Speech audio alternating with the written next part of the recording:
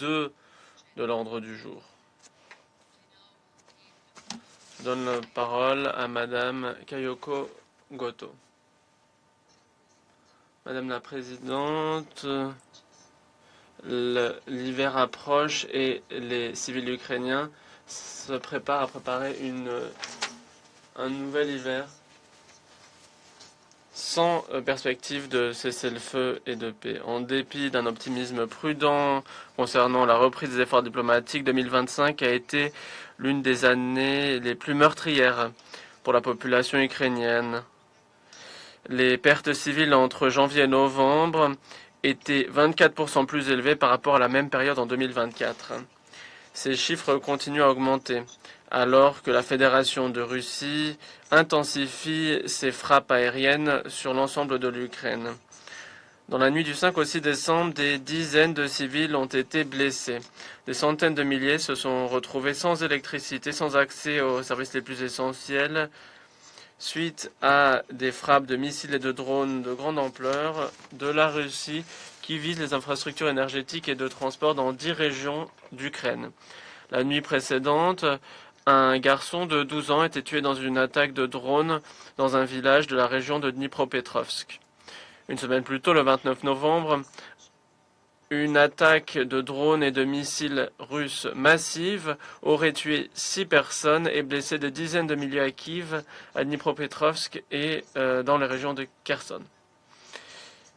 Plus de 600 000 personnes dans la région de Kiev se sont également retrouvées sans électricité, dans des températures frigorifiques. Le 23 novembre, une frappe de drone visant la deuxième plus grande ville d'Ukraine, Kharkiv, aurait tué 4 personnes. Au total, depuis le début de l'invasion à grande échelle de la Fédération de Russie visant l'Ukraine en février 2022, le Haut Commissariat des droits de l'homme a pu établir que 14 775 civils ukrainiens, dont 755 enfants, ont été tués. 39 322 autres personnes, dont 22 416 enfants, ont été blessés. Ces chiffres ne représentent que les pertes qui ont été établies. Les chiffres réels sont probablement bien plus élevés. La Fédération de Russie continue à cibler les infrastructures civiles ukrainiennes. Des frappes systématiques visant les infrastructures énergétiques au beau milieu de l'hiver menacent de laisser des millions de personnes sans accès fiable au chauffage, à l'eau, au transport public, alors que les températures chutent. Les personnes habitant dans des immeubles élevés ne peuvent pas utiliser les ascenseurs. Les personnes âgées ou handicapées se retrouvent piégées dans leur domicile. Cette seule année, plus de 340 établissements d'enseignement en Ukraine ont été endommagés ou détruits, privant les enfants de leur droit à l'éducation. Les pouvoirs locaux des communautés de la ligne de front des régions de Donetsk, Kharkiv, Kherson et Soumy ont indiqué que l'accès aux services essentiels s'était effondré. Épicerie alimentaire, pharmacie fermée, personnel médical qui est parti, coupure d'électricité depuis plus de 2 ans dans certaines zones. Ces privations, en plus des atrocités des frappes indiscriminées quotidiennes, entraînent des déplacements de plus en plus massifs. Dans le même temps, les pouvoirs locaux des communautés de l'autre côté en Fédération de Russie indiquent également des pertes civiles du fait de frappes régulières des forces armées ukrainiennes. Des endommagements aux infrastructures civiles ont également été indiqués des suites de frappes ukrainiennes de longue portée visant les sites militaires et énergétiques en Fédération de Russie. En raison du manque d'accès à des informations publiques qui sont limitées, les Nations Unies ne peuvent pas vérifier ces indications. Comme indiqué, je réitère que les attaques visant les infrastructures civiles et les civils, notamment les infrastructures énergétiques, sont interdites au titre du droit international. Où que ce soit, ces attaques sont inacceptables et doivent cesser.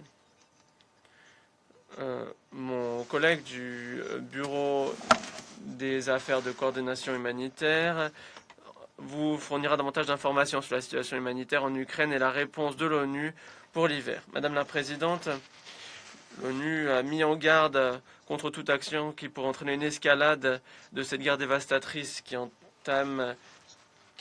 bien avancé dans sa 4e année. Suite à des violations alléguées répétées de l'espace aérien de plusieurs pays européens, nous suivons avec préoccupation les incidents signalés récemment concernant des infrastructures portuaires et de navigation dans la mer Noire. Le 5 décembre, les autorités bulgares ont entamé des efforts pour évacuer le personnel d'un pétrolier qui avait pris feu au large du port de la mer Noire d'Atopol. C'était l'un des 2 pétroliers russes qui aurait été frappé le 29 novembre par des drones navaux ukrainiens dans la zone économique turque. Le 2 décembre, un autre pétrolier sous pavillon russe, se rendant de Russie en Géorgie, aurait été attaqué par un drone au large de la côte turque. Des attaques russes visant les infrastructures portuaires du port d'Odessa, ainsi que des attaques ukrainiennes visant le port de Temrug dans la mer d'Azov, dans la région de Krasnodar, en Russie, ont également été indiquées. Il n'y a pas eu de pertes, mais ces incidents représentent une étape ultérieure dans le cycle dangereux de l'escalade. Nous exhortons les parties concernées à œuvrer pour une désescalade, pour empêcher une extension du conflit. Et ça s'applique également aux dangers pour les sites nucléaires. En dépit des efforts déployés par l'AIEA pour restaurer les lignes électriques pour la centrale de Zaporizhia, la centrale continue à connaître des interruptions électriques dangereuses en raison des attaques en cours visant la zone environnante, notamment les attaques russes du 5 et 6 décembre. L'AIEA a également conduit une évaluation de sécurité globale de la nouvelle structure de confinement sécurisée sur le site de Tchernobyl, qui avait été endommagée dans une frappe en février, frappe de drone. D'après l'évaluation, le confinement avait perdu ses fonctions de sécurité primaires, notamment les capacités de confinement. Pas de dégâts permanents concernant sa structure porteuse ou son système de surveillance n'a toutefois été identifié. Toute action militaire qui met en péril la sûreté et sécurité des centrales nucléaires est irresponsable et doit cesser immédiatement.